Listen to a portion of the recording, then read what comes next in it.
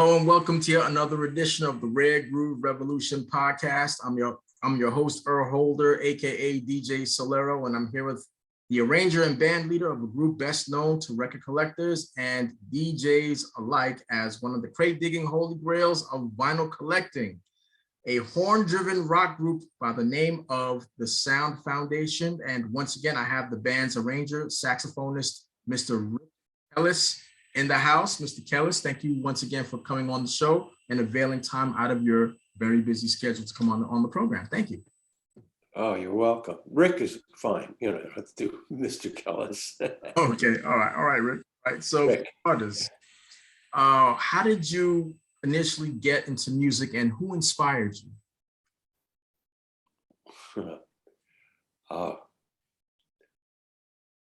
I guess, going back, it goes back to my, at the earliest, I would sing around school and stuff like that at 5 years old or so. But I got interested in the music and playing a few years later, but still in what's now called middle school. Was junior high then. A local friend had his brother had a band, and the brother played saxophone. He had a clarinet. He played clarinet, named Jimmy Anzai. And so I got started playing instruments in there, and then we started putting people together that could play. But the question was, well, what do we play? So I said, well, let me learn how to write some music. Let me write some music here. So I started arranging for 4 or 5 people, and then we had in those days, this is just the beginning of rock and roll. I'm talking about the early 50s that you started to hear the influence coming in. But in the meantime, we were doing big bands, because big bands were what had just happened. So I learned how to arrange for that. I studied with a fine teacher who I learned later was the king of stock music writing and arranging, and he had done the 101 Strings series, which this is all like classic 1950s vintage stuff that was coming. Rock and roll was starting to happen. You certainly were hearing things like Shaboom and stuff. Early R&B was starting to settle. I had gone to a concert, as a matter of fact. I am born in Camden, and I went to a concert in Camden, and it was I was introduced along with my friends to a Chicken in the Basket beat. 200 people just jumping. That was entrancing. And around that time, also, I spent a lot of time in New York, up in the Washington Heights section. And my cousin was into Latin at the time. He'd take me down to the park by the bridge there, and I jam with Puerto Rican Cubans. Really got into that particular rhythm, which is basic to R&B and the jazz that came. All that with the introduction of the clave. Where the clave strikes is what set the feeling of and contributed to rock and roll. But the roll side of it was this sidewards thing that the Latin influence produced. That all came from West Africa down through New Orleans to the slavery where they sold all that influence, just poured in all this West African, and that's eventually became jazz, became R&B, and I took all that interest in me and played in a band, did that. So. And how did the Sound Foundation eventually get together? So when I started putting bands together, we were influenced. We finally started actually working the Jersey Shore, South Jersey Shore, Wildwood, Ocean City, Summers Point was there, Tony Martz, and that band, quite a good band, stayed together. Gabriel and the Angels had hit, got into the top 40. Unfortunately, the label that it went to also had a song come along that they had picked up a year before called "She Loves You, Yeah, Yeah, Yeah." And the Beatles knocked our release right out of the box.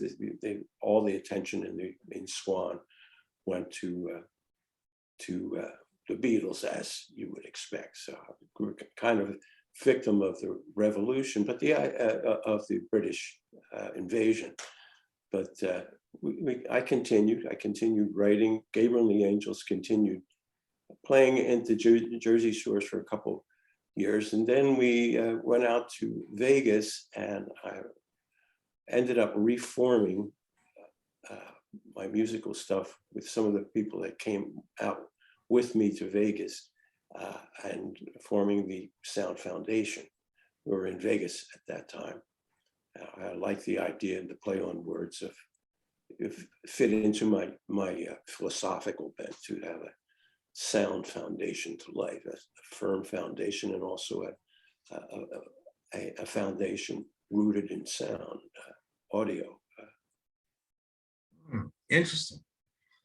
And describe the making of the band's one and only 1969 album, self-titled the Sound Foundation. Like, how was the making of that album? Yeah, well, we were playing in Vegas. We became very successful, worked the late 2 to 8 shift. You go to work at nighttime and come out in the broad Vegas sunlight blaring on you, and attracted all the show people. And along with that, we got hooked up with through a manager to Tom Smothers, Smobo Records. Took an interest in what we did there, and so we had been performing like a lot of bands do, or people from that time. We performed, we worked out stuff. I did arranging on stuff that was out there already, as the Sound Foundation album reflects. We were actually playing all the stuff that you would hear on that album. We could play with, if you take away the string accompaniment that I arranged for and all that, that was actually playable, and that we'd get a lot of an audience. And so we got a contract with Tom, and came over to LA to cut the album, which was, like I say, a conglomeration of stuff that we already were playing, and I wrote a few originals too. But even the originals, most of them were performed, and worked out on stage, and we got them real tight. Like every time I hear like songs like the rendition of Age of Aquarius, along with most of the composition on the album, the first thing that normally comes to mind is how tight you guys were as a band. Like, how often would you guys rehearse? Like, what was the work ethic behind the making of that album? Would you rehearse before entering the studio, or was everything, on the spot, done while in the studio? Well, I came from a work ethic, a rehearsal ethic that I got back east. When we had band there, the band stayed together. You didn't send in any replacements or anything like that. Or that was a West Coast phenomenon that I found when I got out here. So we had a regular rehearsal schedule, and when we went to Vegas, we still had a regular rehearsal schedule, at least weekly. But we were performing 6 nights a week, and a lot of the stuff was we would rehearse earlier in the before, when we could get in there, because you could get in there before the 2 o'clock if you wanted to. We sometimes work in rehearse in the afternoons too, and then work it out on stage night after night, and get it really tight there. So when we got over to recording them at the recording studio, we still had our rehearsals. We went in, we finally found a producer that would do the best they could, although he himself said he'd never heard so much melodic development. And you probably noticed that this Aquarius, you picked one that was quite involved, but all the horn work that you hear there, we did. The organ player doubled on baritone sax, my baritone sax, but the bass player, Kim, plays fine trumpet player. Actually, he played the high parts. It was more like a first trumpet player. Our regular trumpet player, Danny Dick, it went by at that time, changed it to Daniel Trevor, and stopped playing trumpet. But he was just a fine, well-schooled with like Lee Morgan school and stuff like that. The trumpet players that were hip at the time. That I don't know how I got into the personnel. The big find of Sound Foundation personnel-wise, though, was the drummer, Billy Ray Morris, and just the nicest, most natural dude that you'd ever want to run across, and just a humble guy from Mississippi. Got his drumming chops worked out together on a wood chopping machine. So he got his chops from his chopping and getting into the rhythm of. So he really had that whole second line thing, and well, you could hear it. What came out, the meters did and stuff like that. He had all that. That's the school he came out of.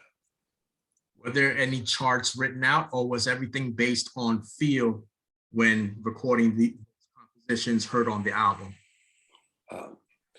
Just about everything that we initiated was based on charts, except for Billy's. Drummers, it was not charted. He was really the backbone of the whole thing, if you reflect on it. And I see that the drummer should be in charge of establishing the time and the feel and holding it there. And his time and feel were exactly what I wanted. That was what was coming in. Well, it would become funk. It would become hip hop eventually, Which we'll get into later. Yeah. Yeah. So I mean, how did you? So these were school musicians. Everybody could read music except for Billy. And my thing always was, the first thing that you do is you play by ear. You play, and then if you can link it up and transfer it into being able to read music, and so as to be able to get other people's ideas and have the ability to kind of sit down and just play, because you could read the music. So most of the guys were like that. They were school musicians. So I could do some really amazing things, but leave sections for them to do their work out their own parts and stuff like that. Came up with the idea of the title track sound. Oh, I'm sorry, not the title track. The track itself, Soul Foundation, because that is a mind-blowing, well, one of the mind-blowing tracks off the album. Who came up with that? I probably did. I came up with the original Sound Foundation title. It was really my band. And Soul Foundation is interesting. We had, I kind of left out one layer of management. He was the original guy, came from Philly. And he used to bring a tape recorder in for all the things. He used to love our jams because we'd be up there playing and we'd spring off, and usually I would establish a horn thing, a horn lick, and my trumpet player was really quick. He'd pick it up and we'd be working these things together spontaneously. I developed things, and the same thing with the guitar player. Guitar player is real quick, Lenny. And he would be kind of establish a rhythm thing to enable this jam to continue. They showed up in various songs that we did. We jam out, and then when we put together Soul Foundation, that was actually the jams of a lot of those tunes. I believe we re-performed it, but we may have even taken them right off of Lenny's tape that he did. It was pretty high quality. I'm not sure though. I think we stuck them together. We stuck them together as a work tape and then relearned it and did it that way. But that's all pretty well spontaneously generated along the way. And it starts with Billy's drum pattern, and from there you see how all of that is affected by that and the horn conception, which, being a horn player was always with me. I always had horns. How did you guys? Who came up with the idea of coming up with the rendition of Steppenwolf's Magic Carpet Ride? That's once again I needed material to play on the gig. Like the Beatles used to do Chuck Berry and stuff like that. When they were in Germany. So we needed material, and so that was one of the things. And I always would take these things and then put my own arrangement to it to make it our own. So that's the organ player from down in Shreveport originally. I think he went back there. I don't know if he's still with us. I don't know who's still with us. About half of the band has died off, including Billy, unfortunately. And rumor is he got poisoned in Vegas. I don't know what happened there, but there's an awful lot of stories about the Sound Foundation. But these were formative years for so much music to come. Wow. Yeah. Wow. That had a big jam in the middle of it originally. That particular one that you talked about, that the Steppenwolf song. Sometimes that would go on 20, 25 minutes. You get a little bit, we put in the album. The same thing with Bruised had a long jam in it. A lot of them had long jams in them that were just filled with spontaneity. And, a lot of our audience was show people and that really appreciated that spontaneity. You guys would perform that live? Yeah. Did you guys sound like, would you think that the band sounded better live, or was it equal? Like, you guys pretty much sounded the same live as you did on record?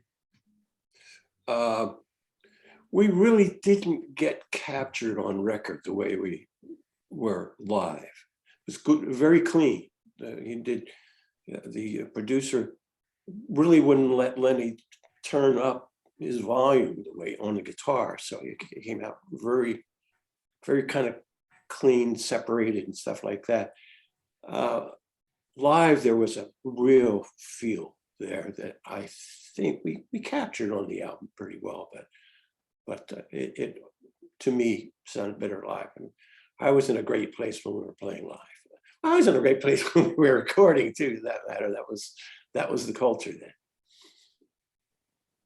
Did the Smothers Brothers think of the album, since the album was recorded on their record label Smobro? It was, right? Yeah, Smobro. yeah. What did they think about it?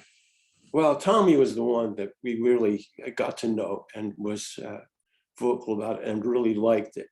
He liked it so much, he brought in, we were playing, by that time, we were playing at the Factory in Los Angeles, which was the big thing of the day. Everybody came to that. They all would visit the men's room there because that's where they did their coke or whatever. I don't know. It was quite a thing, the Factory.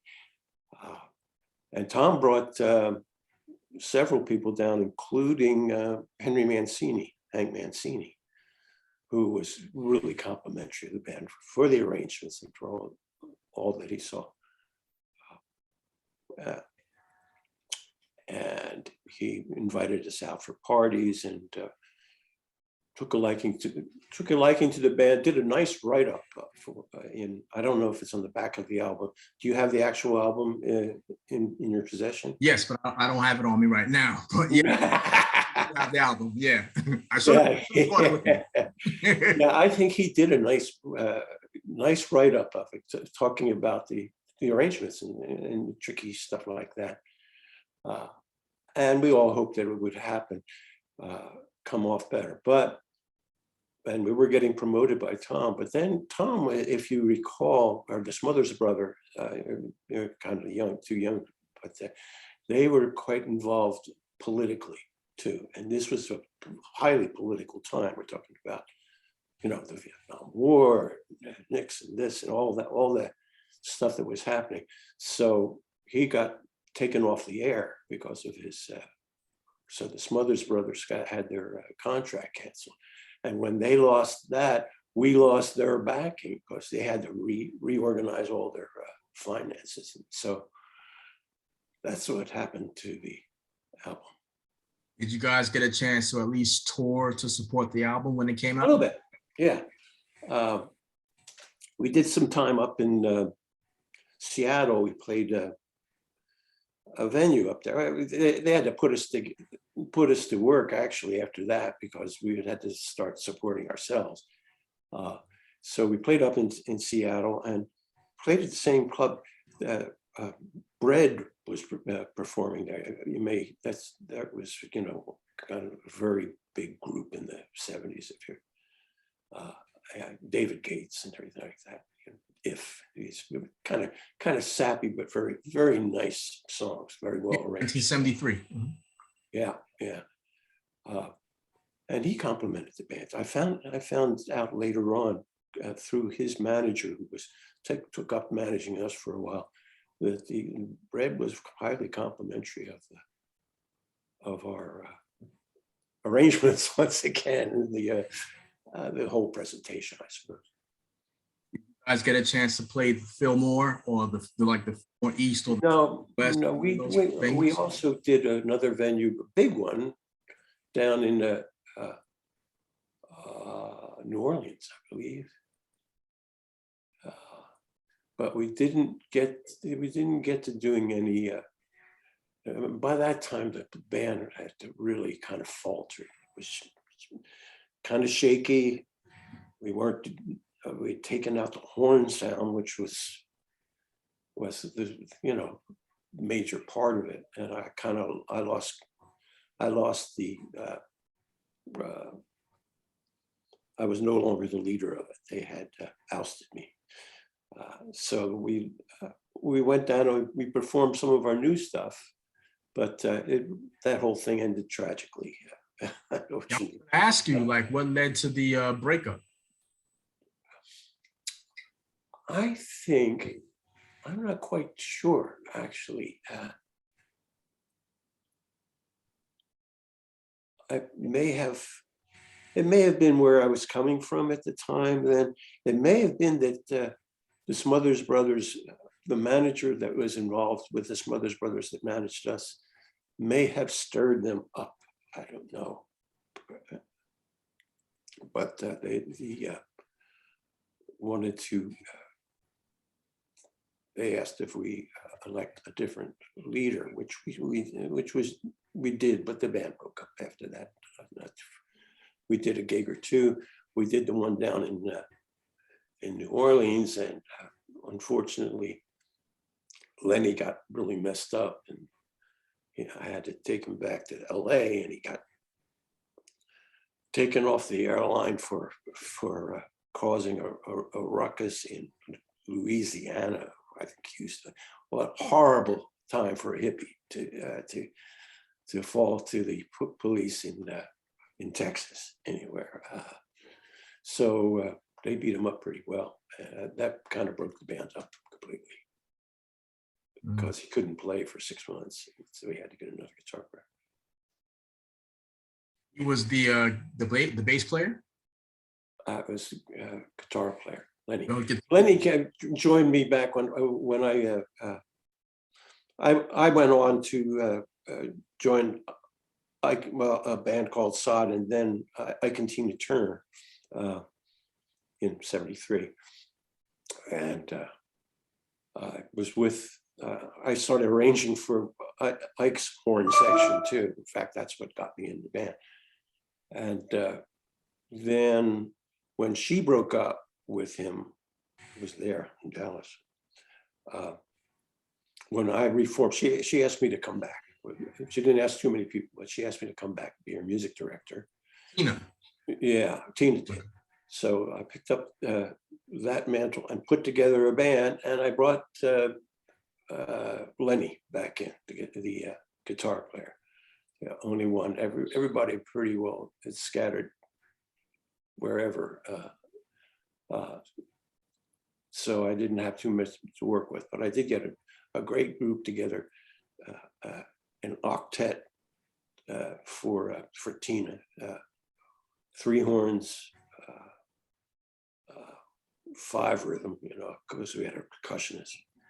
And it would be for certain venues, the big venues that Tina would have, especially the ones where she'd open up to another major act or something, we'd have a 60-piece orchestra behind us, which I also arranged for.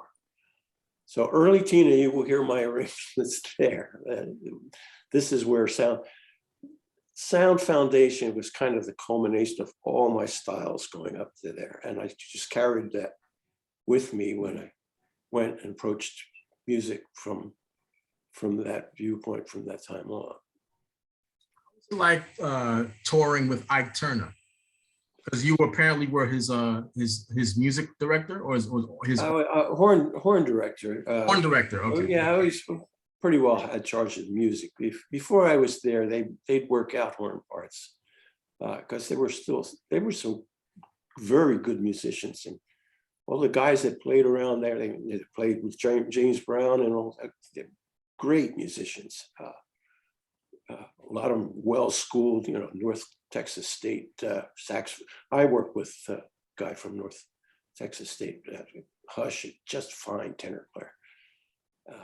So I had a bunch of good musicians to work with, and I was his. I also did. Ike's a great scammer. He had this contract, where he had to, if he turned out product, he'd get money for it. So he'd take his tracks that didn't work and for him, but get me to do horn arrangements and big stuff around it so he could turn it into the record company and get paid the money for it. So that's what I did for Tom, for Ike. And I traveled with, and that is quite, but someday when you have hours and hours of time, the Ike and Tina saga is filled with stories from Ike and from Tina too, because Tina would sit and pick my brain as she had a strong spiritual bent, but I couldn't allow her to follow it, and she knew that I had a strong spiritual thing and had some stuff to share with her. So we'd talk for hours about that kind of stuff. What was it like? Because apparently you also worked with Casey Kasem, right? Yeah. How was that like? Yeah. Shaggy from Scooby-Doo. Yeah. Nice man, very nice man, and talented man too. I went after Sound Foundation.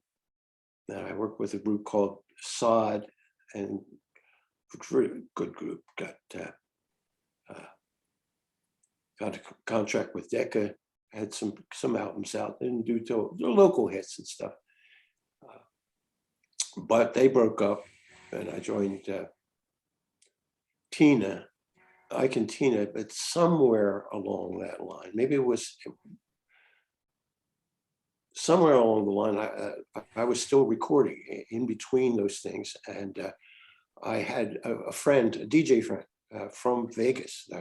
I had done some work in kind of real radio DJ. In fact, he's another story too, because he was over in Vietnam. He was one of those Good Morning Vietnam DJs. That's how he did his service. And when he left Vegas, he went over to LA, work with Mel Brooks. The guy that did all the work for Bugs Bunny and everything like that. Mel Blanc, I believe. Yeah, Mel Blanc. Mel Blanc, yeah. And then took those contacts and went to Watermark. Well, Watermark is where, among other things, American Top 40 Countdown was produced, and that's Casey Kasem. So I got to work with Casey Kasem, did some of the background bumpers for the American Top 40 Countdown things.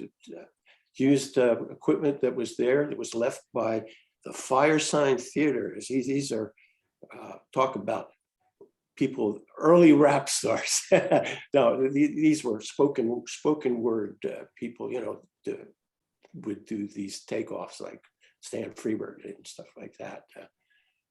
And they had left a Mellotron there and a synthesizer there. So I used to do some work using the Mellotron and the synthesizer also. Actually wrote a song that Casey was going to do a spoken thing to, called Solid Gold Man. Never really did it, but I rehearsed it. I got the background together. I did a track, and that would have been a spoken voice project that, like I say, early rap. But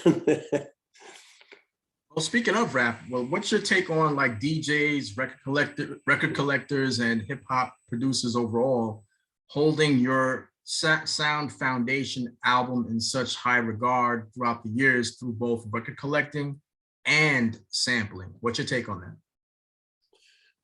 That's really quite pleasing. I first got wind of that maybe 4 or 5 years ago, because I was looking up I was amazed to find out how much of me was all over the internet. That always comes as a shock. I think that when people look up their name and they find pages and pages, and I found all the stuff that I'd ever done too. What was your original question? I'm sorry, I was kind of long-winded. Now I was just going to ask you, what's your take on DJs, hip-hop, right, record collectors, basically praising the album, the sound? That's great.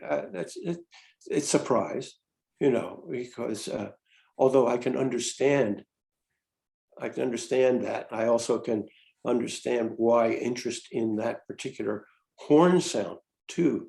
When you get the Uptown Funk and stuff like that, when you get that coming in and you get a resurgence of the horn sound, and then an interest in Sound Foundation is quite understandable and quite complimentary. I was laughing about it the other day, and after 45 years, I finally got a hit album. Although I did get a lot of action on an album that I did under my own name, Manhattan Suite, got into the top 40 on Billboard. The Black Billboard album chart. And it's because the singer I had in that. That's quite an album too, Manhattan Suite. If you want to check that out, that's another. Oh, your album. Yeah. That came out in 1988. Yeah. Okay. You also worked with Diana Ross, Marvin Gaye, and the Four Tops, to name a few. How was your experience working with each of those artists, in your opinion? Well, you're asking for my opinion. A little redundant questioning, but I understand what you're saying. Marvin kind of kept to himself a little bit. Marvin, I understood him. I had a lot in common with him in other areas, and he's a genius. Marvin, incredible musician. Tops, great bunch of guys to work with, hang out with. When they came out to Vegas and I was there, like Anthony and Imperials and stuff like that, I'd hang out with those guys because I had worked with them. These were good conditions. I had great band backing them up. It had like the best guys out of Philly for the horn sections, and who a lot of them lived in Jersey anyway. And they were Philly has always had great musicians. Like John Coltrane comes from Philly. Yeah, some great saxophonist. So I had a good band, worked well, had good working, hung out with some of the guys. And when I saw them in Vegas, I looked them up again, and they were the same guys. They were just good guys, hang out in between shows. And Diana, Diana was a little standoffish. She was, I didn't get to really talk to her as much as get to know Mary and other groups, other people that were much friendlier from the Supremes. I think Mary was the one that I got to talk to a little bit. But I did get to talk to Diana a little bit, and I had some songs that I offered her. She was on her way up to the Copa. She was on her way to her solo career. So she was kind of preoccupied and sheltered too. There were a lot of people hanging around her. You couldn't get to her even by that time. I was going to ask you earlier if you had kept in contact with the remaining members of the band, but you told me earlier during the course of the conversation that half of the band died off. Well, let's see. I was still in contact with Kim Kesterson and with Lenny Mack. They're still alive and kicking, both of them. Lenny's still, he went with me with Tina, and he did some producing, I guess, with her, because I just worked with him and put a sax part on a Tina track that hadn't been finished. And so I don't know where that is now, but I was back in production with Lenny there. I had done some stuff for Tina too that she almost used on her first album. I was music director for her real first solo album, which was Rough, I think it was called. Okay. What are you up to these days? So I'm back to, I never stopped producing. I never stopped learning too. I'm a music psychologist now. The psychologist side is really the philosopher psychologist side that's always been there. So I'm always working from that and working on the music psychology side. It involves getting things back to their natural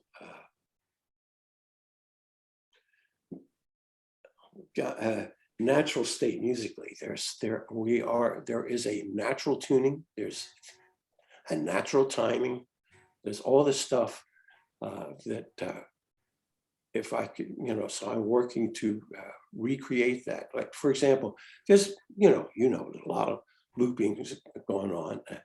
What has created is not the, you don't get the same feel by repeating every 4 bars for many times. When music's played, it stays consistent, again, maybe over 32 bars, but it flows. If you look at stuff where the drummer's just playing, you're playing to a click track, but there's still a variation in the time. And it's that kind of feeling that gives the track alive things.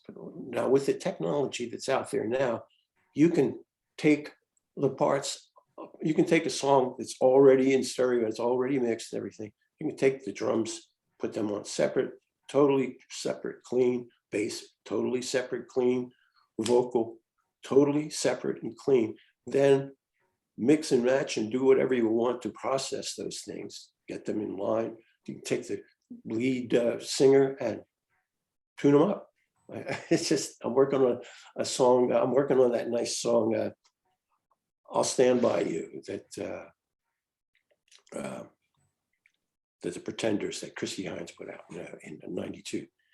And one of the things I did, and I got a kick out of it, is take Chrissy and put her in tune. She's still her, she still sounds just the way she is. You can actually just push up a couple notes here and there. This is just not like auto tuning. This, you can push it up there, but you can take out any too much vibration. She has like a raspy thing sometimes that comes in. You can actually take that out. I got her sounding sweet and good, but still her and still dynamic. And so I'm working on that project. I got, I'm rebuilding the entire track. This is going to be a cover like no other cover. Let's have me stop that. Okay. Okay. If you can go back, if you can turn back the hands of time, go back in time, is there anything that you would have done different around the time that the band was together?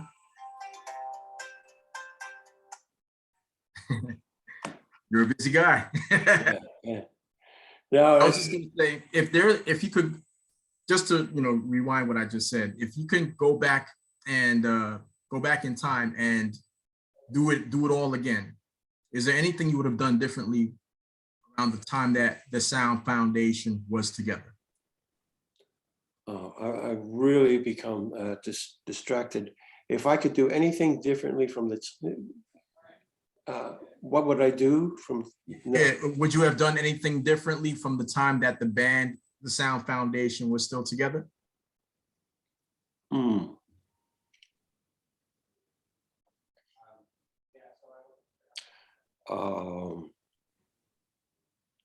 At the time, I suppose I just let my life continue the way it was. I think the expertise of working in a recording studio and being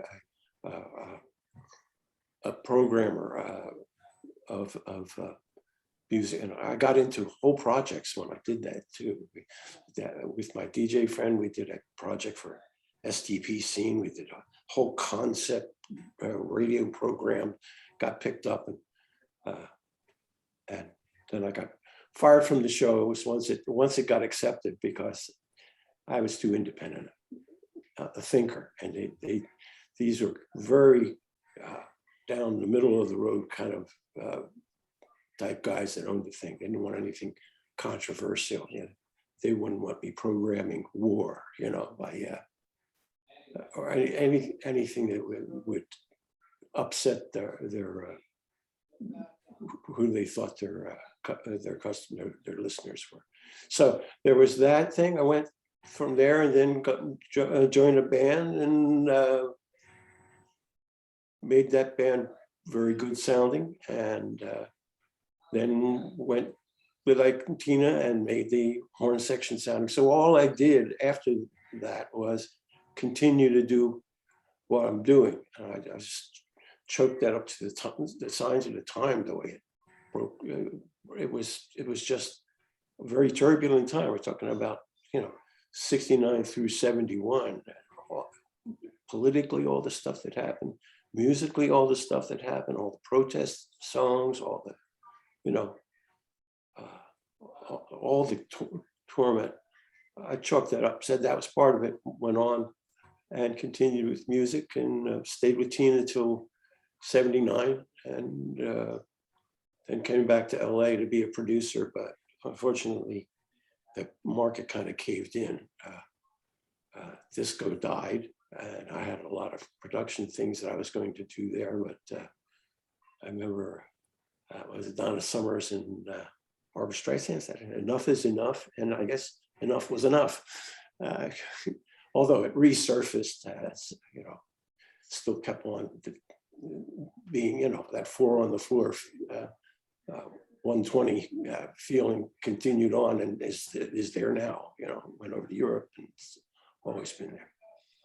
What year did the Sound Foundation break up? Isn't it 71, 70, 71? Things get very, very hazy around that time for me. Because it was really a heartbreak. That was my baby. That was like the culmination of all the groups that I had and stuff like that. These guys, we sang 5-part vocals.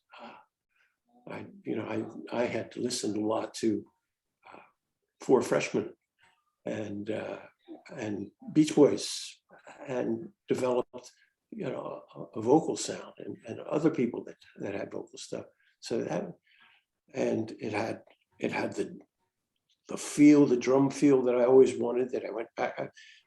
Some of the early recording I did was along the Gary U.S. Bonds because of the drum part that was there.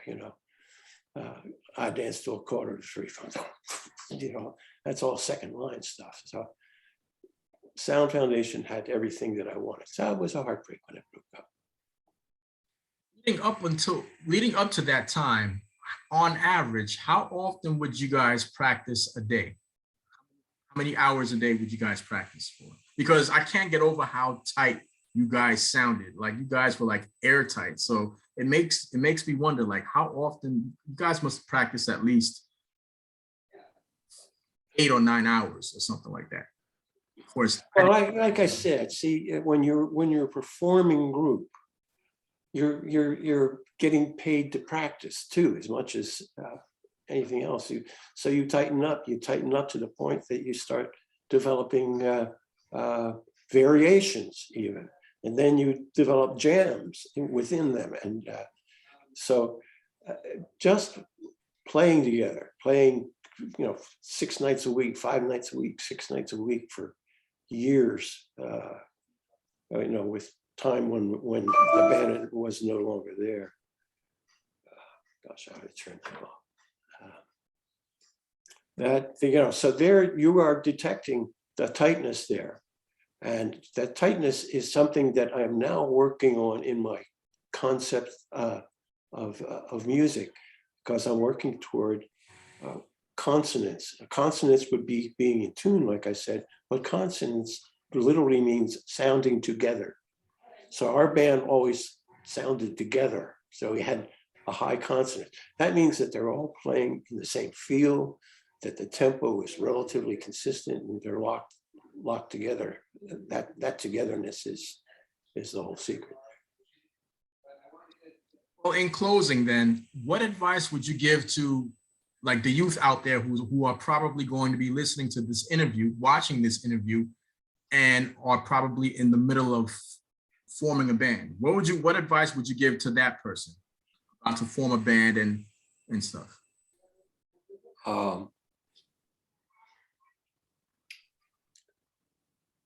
Yeah, develop a work ethic, a practice ethic. If you're these days, you can't do what I did as much. I could always go wherever I went and put a band together and go work.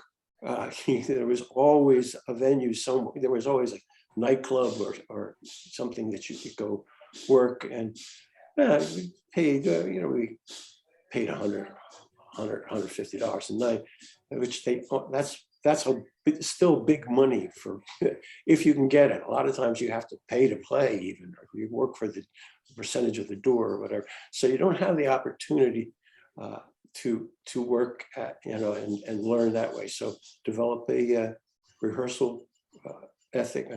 My son is a drummer, a working drummer. He's also an astrophysics student, but he's working all the time, and he's always practicing on his own. And when he's now getting venues after COVID is finally where he's going out and playing. They're cover bands. He just did an AC/DC cover band, but he practices all that stuff, and they get together and they practice. What would I tell them? Get a work ethic, get together, like you say, rehearse, get tight. The better you have your material, the more opportunity you will have to develop it and get a real live, spontaneous thing, because you'll know what you're playing. You won't be searching for it. After that, lock into somebody that you like, some sounds that you like, duplicate them, play them just the way they are, and make it part of your repertoire inside that you then develop original things from. On that note, Rick, thank you for coming on the show, and once again availing time out of your schedule to come on the program. And you are welcome to come back anytime. Thank you so much. All right, you're welcome, my friend. All right then, take it easy. Okay.